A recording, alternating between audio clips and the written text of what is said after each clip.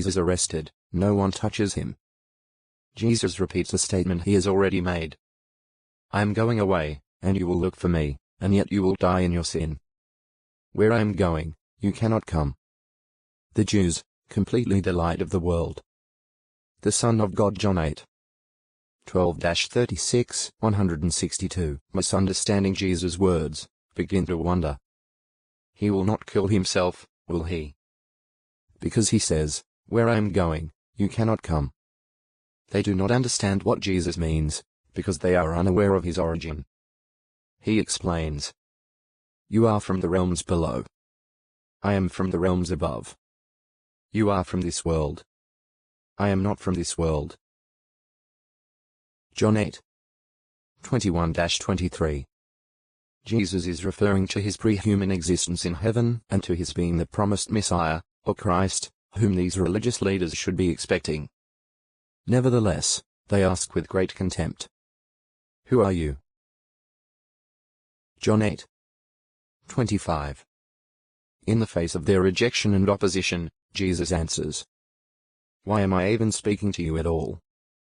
Still, he directs attention to his Father and explains why the Jews should listen to the Son.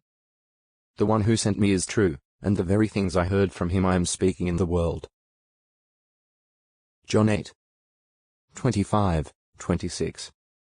Then Jesus expresses confidence in his Father, which these Jews lack.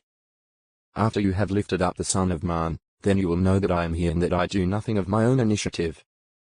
But just as the Father taught me, I speak these things. And the one who sent me is with me. He did not abandon me to myself, because I always do the things pleasing to him. John 8. 28, 29. Some Jews, though, do put faith in Jesus, and he says to them, if you remain in my word, you are really my disciples, and you will know the truth, and the truth will set you free. John 8. 31, 32. To some, this talk of being set free seems strange. They object. We are Abraham's offspring and never have been slaves to anyone. How is it you say, you will become free? The Jews know that at times they have been under foreign domination, yet they refuse to be called slaves. Jesus points out, however, that they still are slaves. Most truly I say to you, every doer of sin is a slave of sin. John 8. 33, 34. Refusing to admit their slavery to sin puts the Jews in a dangerous position. The slave does not remain in the household forever, Jesus explains. The son remains forever. John 8. 35. A slave has no rights to an inheritance, and he may be dismissed at any time. Only the son actually born or adopted into the household remains forever, that is, as long as he lives. Thus, the truth about the Son is the truth that sets people free from death-dealing sin forever. If the Son sets you free, you will be truly free, Jesus declares. John 8. 36. Jesus explains who the Son is. How are the Jews slaves? What occurs at night during the festival, and how does this relate to Jesus' teaching? Jesus says what about his origin, and what does this reveal about his identity? In what way are the Jews slaves, but what truth will set them free? 68, 163. Still in Jerusalem for the Festival of Tabernacles or Booths, Jesus goes on teaching vital truths. Some Jews present had just said to him, we are Abraham's offspring and never have been slaves.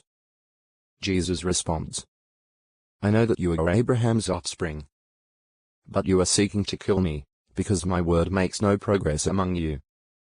I speak the things I have seen while with my Father, but you do the things you have heard from your father. John 8. 33, 37, 38. Jesus' point is simple. His Father is different from theirs. Unaware of what Jesus means, the Jews repeat their claim. Our father is Abraham. John 8. 39. Isaiah 41. 8. They are literally his descendants. So they feel that they are of the same faith as God's friend Abraham. However, Jesus gives a shocking reply. If you were Abraham's children, you would be doing the works of Abraham. Indeed, a real son imitates his father. But now you are seeking to kill me,